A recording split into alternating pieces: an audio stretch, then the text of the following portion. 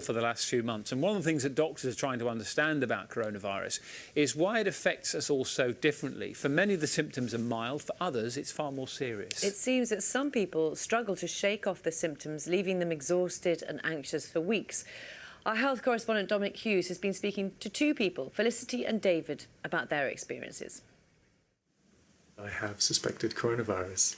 What I was not prepared for was just excruciating leg pains. It's been 7 weeks now. That feeling of being so diminished and so weak. And it came back on week 4. In the 5th week of being ill, my partner had to call out A&E. Week 7, I relapsed again and had my 3rd wave. For 6 weeks now, Felicity, aged 49 and from London, has been living with suspected coronavirus. David, 42 and living in Bristol, has also spent almost 2 months suffering relapses. This is where I have all my stuff. I make sure I'm keeping cutlery and bowls separate. David's world has shrunk to this room, self-isolating to protect his wife and baby daughter. Eating and sleeping here separate from my wife for the last 7 weeks. It's hard work. But just when he thought he was getting better, he'd relapse, and he's not alone. Just knowing that people like me, I guess, who have experienced these waves of on and off, because when I first relapsed, when it first got worse, it was quite a scary experience, because I thought that, you don't know whether that means you're going down, down, down. So it is quite scary to get worse after you thought you were getting better. When I was really ill, I was going on my hands and knees up and down these stairs. Felicity has also struggled to shake off COVID-type symptoms, and the weeks of illness have taken their toll. This entire experience of being sick and trying to recover has been mentally overwhelming. The hardest part was having got through the first 10 days of being very sick and thinking I was getting better, things later getting much, much worse. I was experiencing such horrific abdominal pains that I was just calling out in just extreme agony. Neither Felicity nor David have been tested, but both were told by doctors they probably had the virus. They've also been reassured they're no longer infectious, but recovery has been slow. Even the slightest uphill slope is a real struggle since being ill. So much about the coronavirus is unknown, including why some experience relatively mild symptoms lasting a few days, while otherwise healthy people are left struggling for weeks. In many patients with other diseases who are recovering from an acute illness, you do tend to see this kind of waxing and waning effect as you're slowly getting better and you have good days and bad days. There's some evidence to suggest that the prolonged features are the body's response to infection, rather than the infection itself persisting in their bodies. The first week I started to keep a diary of the symptoms I was experiencing. David and Felicity hope they are now finally recovering, a return to normal family life. My wife would bring my daughter to the window, which was lovely. I'm going to give you squidgies soon. Dominic Hughes, BBC News. Gosh, I mean, it really gives you a sense, doesn't it, of how this is affecting people in very different ways. Yeah, we're going to talk about this a bit more now. We're joined by GP Dr Rosemary Leonard and Tiff McGuinness, who has also endured symptoms for some time. Good morning to both of you. Thanks for being with us this morning. Tiff, let's come to you first of all. Talk to us a little bit about your own experience. What have you been through? Well, I am day 60 today.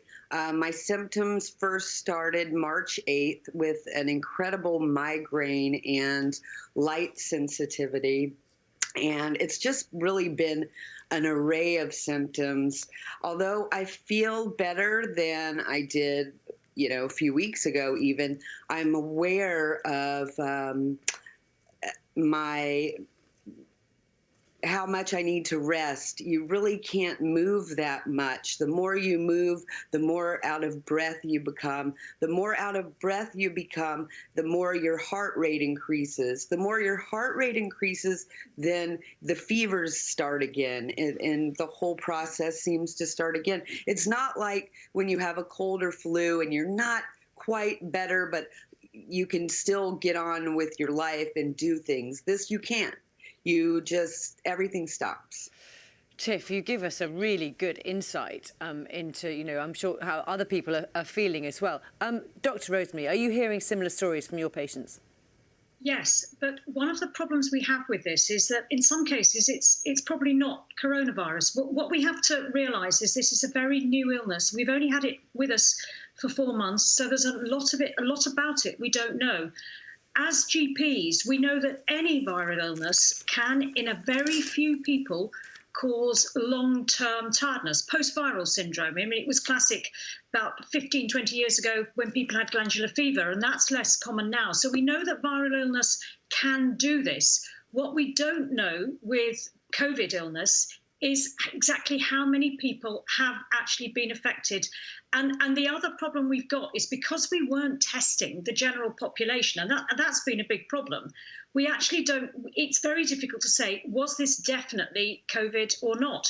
Now we have got testing for everybody, thank goodness. We will be able to get a much better picture of when somebody has symptoms, we can test them, and then we will know, is it COVID that is causing this prolonged illness, or is it just another viral illness which can happen all the time and we see it all the time? Dr. Rosemary, you won't have seen Tiff reacting to what you said there about testing. Tiff, what's your experiences of testing? On the coast, I live in St. Leonard's-on-Sea by Hastings. There are not tests here. They need to be distributing them to GPs so you can get one through your GP. Here, you have to go through a government site. Another thing is you have impaired mental function. So you're supposed to go fill something out and then, travel an hour and a half, 2 hours to your nearest testing place. I mean, there needs to be tests everywhere. It needs to be more accessible. This is a virus, I mean, it doesn't make sense. Oh, Dr. Rosemary, I mean, she makes a good point there about tests, but tests are not available to everybody anyway at this point, are they? Well, there are tests. They're theoretically, if you are symptomatic, you can go on to the government website and you can either order a test through a local somewhere test centre, or you can order a test through the post. But there's only any point in having a test if you have symptoms. And that's the aim of this 100,000 a day. But I agree, absolutely. I would love to be able to if a patient rings me in my surgery this morning and has got symptoms, I would like to be able to organise the test. Absolutely. I absolutely agree with her. GPs should be able to do this. It's been chaos, frankly, the testing. And I understand her frustration.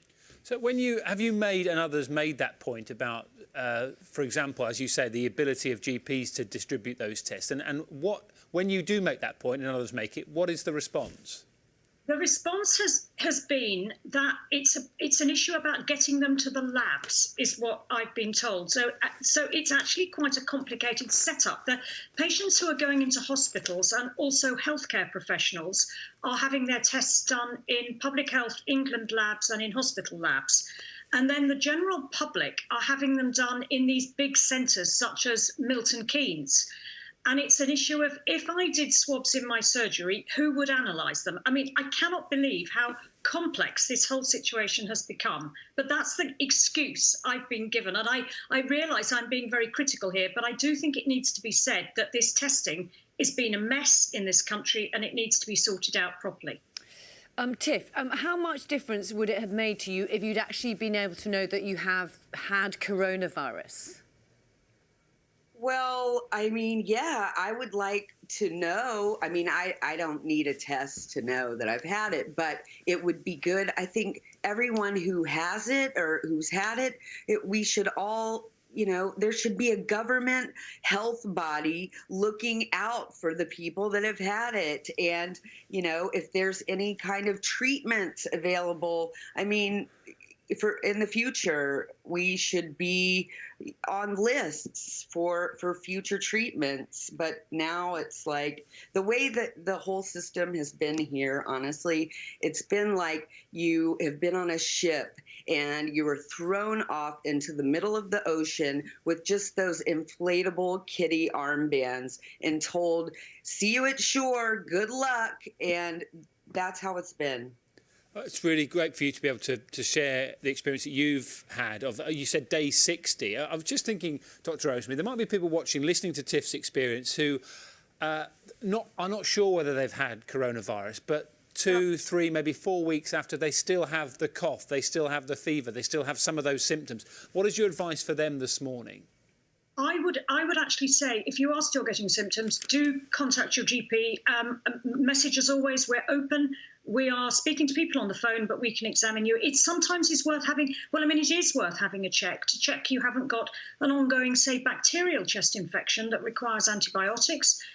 Also, people assuming it's the COVID infection, if you're feeling tired and run down and you think, oh, well, it's post-viral, it could be something else. It could be you've developed an underactive thyroid in the last few weeks. So, we need to do tests to check you out. So please, if you have got ongoing symptoms, please contact your GP. Dr. Rosemary, Tiff, thank you both very much for your passion here on Breakfast this morning. Thank you. And good luck with your recovery as well, Tiff. I hope you are better soon. Thank you. Day 60, that's an awful long time, isn't it? Do let us know what, if you're going through anything like that yourself, do let us know. BBC Breakfast at bbc.co.uk.